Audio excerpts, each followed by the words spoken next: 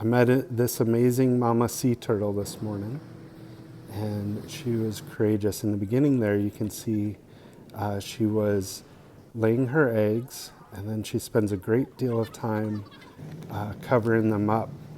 I started watching her at 6:15 this morning, and so she was struggling quite a bit. For quite a while, she was staying still like this, so I was worried about her health. Some UCF researchers came by, and they noticed she was missing her rear right flipper. This will show more later in the video, so that's probably a major reason for her struggles. So as she came out from the ocean, she built 3 or 4 false nests. She just couldn't get deep enough down into the ground. And so finally on this most likely 4th attempt, she gets the eggs down, she tries to cover them up, and then it's just so deep, she's really struggling getting out.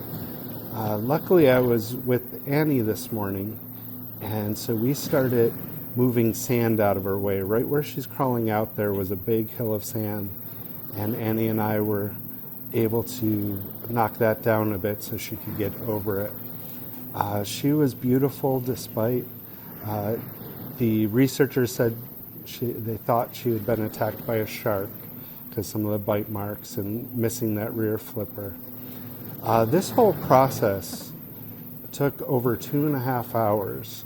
It's usually shorter than that, but because of her missing flipper, it was 2.5 hours long. And I was really concerned for her for quite a bit. But luckily she's strong, she survived an attack, and so she's making her way down the beach here to return to the water after laying about 75 to 100 eggs or so. She also, a few other things about this mama sea turtle. You'll start to be able to see in the next few seconds her missing rear right flipper. So that caused a lot of her, there you can see it pretty clearly. Also, the UCF researchers had mentioned she had 2 tags, and they had both said it was the oldest tags they had ever seen, but they couldn't have an exact date. So they said she's definitely an older mama, at least 15 or more years old. And of course, she survived those attacks that I was just talking about. There's been at least 32,000 sea turtle nests this year. It might be more than that. That's the last I heard. It's been a record year. This mama is a green sea turtle. I've only seen green sea turtles this year. There are also leatherbacks and a few other kinds, but I've only seen green sea turtles. They say the easiest way to identify them is by their tail. And so when we go around the rear, you can see a pointy little tail sticking out. That's a clear indication that it's a green sea turtle. So again, I was able to spend 2.5 hours with this beautiful mom. As you can tell, I clipped most of this video and sped it up because it is a very long process. These sea turtles only come up onto the beach once a year to lay their eggs. And interestingly, their eggs, the gender of their eggs is determined by temperature. The hotter it is, the more likely it is to be female. And the colder it is, the more likely it is to be male. Of course, with warming temperatures, we're seeing increasing females, which could cause problems eventually.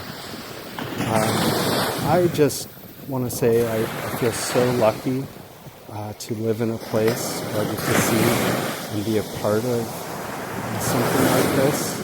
She was incredibly strong and brave, and you'll see here she does make it back into the ocean.